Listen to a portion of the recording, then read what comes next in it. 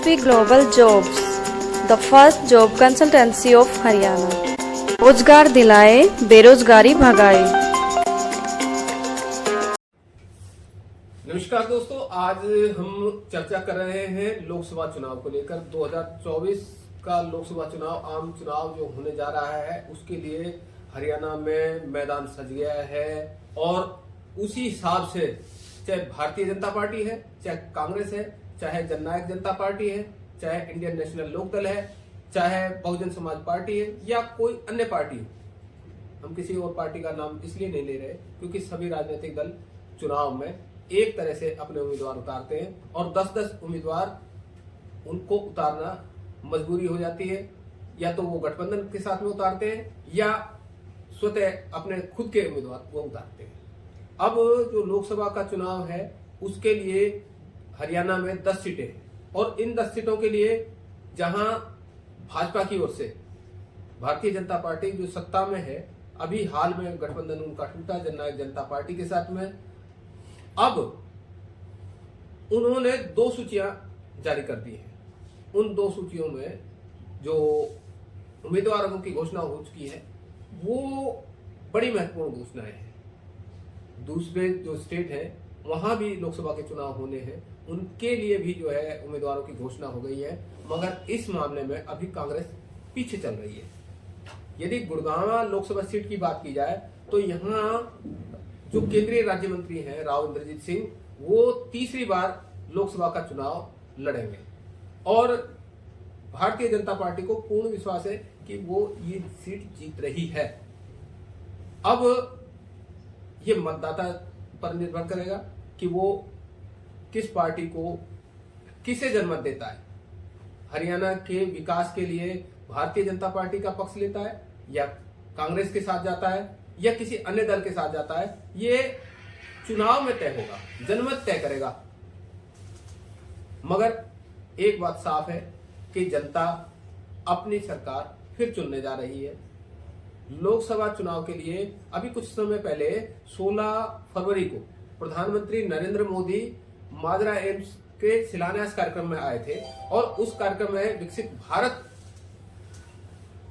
Rally जो हुई थी उसमें एक बात साफ आई कि उन्होंने केंद्रीय मंत्री राव इंद्रजीत सिंह को अपना परम मित्र बताया और उसको लेकर जो चर्चाएं हुई वो चर्चाएं ऐसी चर्चाएं थी कि भावी मुख्यमंत्री भी कई बार कार्यकर्ताओं ने नारे लगाए। मगर इसके साथ ही जो परम मित्र का एक टैग प्रधानमंत्री जी जो देके गए, उस टैग को अहिरवाल की जनता के मन मस्तिष्क में ऐसा बैठा दिया गया कि जो दोनों लोग थे, प्रधानमंत्री नरेंद्र मोदी और केंद्रीय मंत्री राव इंद्रजीत सिंह, दोनों बहुत घनिष्ठ मित्र हो गए हैं। मगर राजनीति में हम आपको ये भी बता दें कि कोई किसी का मित्र नहीं होता और कोई किसी का दुश्मन नहीं होता। और ये सारे जो नाते होते हैं, राजनीतिक रिश्ते जो है, राजनीतिक आस्थाएं कितनी जल्दी बदलती हैं, ये केंद्रीय मंत्री राव इंद्रजीत सिंह से ज्यादा या प्रधानमंत्री नरेंद्र मोदी से ज्यादा कोई नहीं जानता। अब अगर बात की जाए लोकसभा चुनाव की तो यहाँ इस सीट से अब कांग्रेस के कौन उम्मीदवार होंगे, हम आज उसी पे चर्चा करने वाले हैं कि लोकसभा चुनाव में क्या होगा। हमारे साथ वरिष्ठ पत्रकार हैं पवन कुमार जी, तो मैं स्वागत करता हूं पवन कुमार जी आपका। नमस्कार जी। पवन कुमार जी, ये जो आप देख रहे हैं लोकसभा का एपिसोड जो कल चुनाव आयोग जो है वो घोषणा करने वाला है, एक प्रेस कॉन्फ्रेंस बुला दी गई है, तो क्या सिनेरियो देख रहे हैं? आपकी बार जो है लोकसभा चुनाव का मैदान तो लगभग तैयार हो गया है। अब जैसे कि हम बात करते हैं कि भाई गुड़गांव लोकसभा क्षेत्र के, क्योंकि ये एरिया है जिसमें लगभग 6 बार राव इंद्रजीत ने मतलब लोकसभा का चुनाव लड़ा है, जिनमें वो 5 बार जीते हैं और 1 बार वो हारे हैं। और आपने कहा कि राव इंद्रजीत का ये तीसरा चुनाव है। तीसरा चुनाव भारतीय जनता पार्टी से तो है कि भारतीय जनता पार्टी की टिकट पे वो तीसरा चुनाव है इनका। अभी जो इस पे रोक लगी हुई थी कि भाई उम्मीदवारों के बारे में, तो निश्चित रूप से जब कांग्रेस घाटे में है, कांग्रेस क्या चाहेगी? कांग्रेस एक अवसर की तलाश है कांग्रेस को कि जिसको भाजपा में टिकट नहीं मिलेगी उसको कांग्रेस चाहेगी कि वो टिकट दे। तो राव इंद्रजीत के बारे में भी यही अटकलें लगाई जा रही थी कि भारतीय जनता पार्टी हाईकमान है, वो इंद्रजीत को टिकट नहीं देगी और आखिरी समय में इंद्रजीत हो सकता है कि कांग्रेस में शामिल हो। लेकिन ऐसा नहीं हुआ। उसमें भाजपा की भी कुछ ना कुछ मजबूरियां थी, क्योंकि राव इंद्रजीत के लगभग 9-10 जो विधानसभा क्षेत्र हैं वहां पे उनका निश्चित रूप से प्रभाव है, और उस प्रभाव के कारण भारतीय जनता पार्टी को राव इंद्रजीत के सामने झुकना पड़ा। वो इसलिए झुकना पड़ा कि विधानसभा चुनाव में राव इंद्रजीत किसी को जिता ना सके हो, लेकिन बेशक हराने की कैपेसिटी रखते हैं कि भाई कोई भी भारतीय जनता पार्टी का उम्मीदवार इन विधानसभा से लड़ेगा तो उसको हराने में वो पूरी तरह से सक्षम है। तो इन्हीं बातों को ध्यान में देखते हुए राव इंद्रजीत को भारतीय जनता पार्टी ने टिकट दिया। हालांकि अटकलें ये भी उठ रही थी कि आरती राव को टिकट दी जाएगी, लेकिन आरती राव के मामले में मेरे ख्याल से शायद सहमति नहीं हो पाई, इसलिए राव इंद्रजीत को खुद टिकट लेनी पड़ी। और आगे का जो है चुनाव अभियान अभी जो चालू हो, तो क्या पवन जी ये माना जाए कि भारतीय जनता पार्टी ने राव के सामने घुटने टेक दिए? भारतीय जनता पार्टी ने विधानसभा के चुनाव को देखते हुए एक तरह से राव इंद्रजीत के सामने घुटने टेक दिए हैं, इसमें कोई संदेह नहीं। आपने देखा होगा कि क्योंकि वो अगर घुटने नहीं टेकते तो वो भी मुख्यमंत्री मनोहर लाल खट्टर की तरह उनसे जो मनोहर लाल खट्टर को कह दिया कि भाई आप लोकसभा का चुनाव लड़ोगे, यहाँ से विधानसभा से इस्तीफा दो। इससे पहले वसुंधरा से भी यही कहा गया, और इसी तरह का रोल उससे मामा कहे जाने वाले शिवराज चौहान के साथ भी हुआ। तो कहीं ना कहीं राव इंद्रजीत की वजह से इनको दक्षिण हरियाणा में नुकसान होने की संभावना थी, जिस कारण से मतलब भाजपा को मजबूरी में ये टिकट देनी ही पड़ी। ये और फरीदाबाद में कृष्णपाल गुर्जर अपने आप में एक मतलब मजबूत उम्मीदवार है, और इधर राव इंद्रजीत। अगर ये दो क्षेत्र यहाँ से गुड़गांव और फरीदाबाद अगर लोकसभा क्षेत्र अगर बीजेपी से निकल जाते हैं तो निश्चित रूप से बीजेपी को सरकार बनाने में प्रदेश में दिक्कत आएगी। मेरा तो मानना ये है। अगर बात की जाए कि देश और प्रदेश की राजनीति की, तो देश की राजनीति में कहते हैं कि मोदी एक बड़ा ब्रांड है, मोदी है तो मुमकिन है, नारा है। तो क्या मानते हैं कि मोदी का सहारा लेके राव इंद्रजीत सिंह के सहारे यहाँ जो है लोकसभा में उतरनी पार की जा रही है? देखो बात यह है कि राष्ट्रीय पार्टी भारतीय जनता पार्टी और कांग्रेस दो ही पार्टी हैं, राष्ट्रीय पार्टी है, जो अपनी जगह पे एक स्टैंड है। यानी बीजेपी भारतीय जनता पार्टी से जो नाराज होगा वो निश्चित रूप से कांग्रेस का सहारा लेगा, और कांग्रेस से जो नाराज होगा वो भारतीय जनता पार्टी का सहारा लेगा। लेकिन भारतीय जनता पार्टी ने कुछ मुद्दे राष्ट्रीय मुद्दे बना दिए, जैसे मतलब धर्म का कह लें, हिंदुत्व की बात करें, राम की बात करें, तो वो एक राष्ट्रीय मुद्दा बनाया।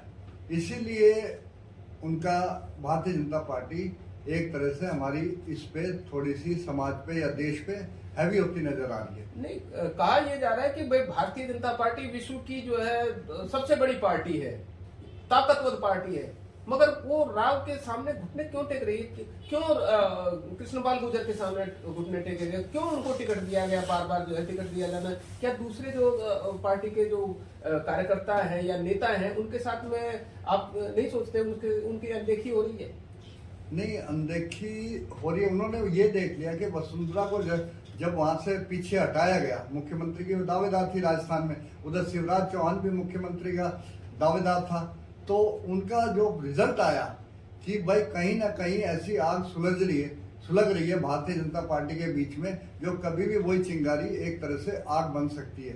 तो वो जो भारतीय जनता पार्टी वो बिल्कुल भी नहीं चाह रही थी कि इस तरह की स्थिति हरियाणा में भी पैदा हो, जो निकट भविष्य में विधानसभा चुनाव में उनको नुकसान दे। पवन जी, अब बात कर ले आरती की, तो आरती तो बेटी है राव इंद्रजीत सिंह की, तो उसका भी कहीं ना कहीं भविष्य जो है देखा जाना था। कई दिनों से ये चर्चाएं चल रही थी कि आरती राव को जो टिकट दिया जा सकता है, लोकसभा चुनाव के लिए टिकट दिया जा सकता है, या विधानसभा चुनाव के लिए। पिछले विधानसभा चुनाव में भी ये बातें आई, सुनील मूसेपुर ने भी चुनाव लड़ा और जो हार का सामना उनको देखना पड़ा।